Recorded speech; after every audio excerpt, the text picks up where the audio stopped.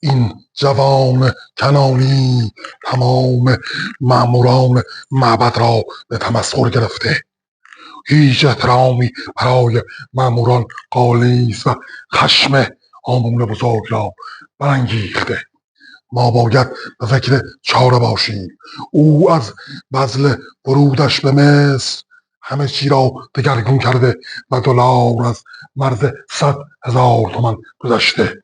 ما باید زیرکانه عمل کنیم و به فکر چاره باشیم. بروید و خوابگزاران مصر را به معبد آمون دعوت کنید. ماموران حکومتی از جمله مامور آب، برق و گاز.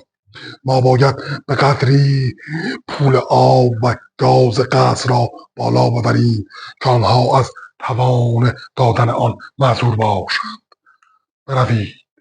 بروید مرا با آمون بزرگ تنها بگذارید.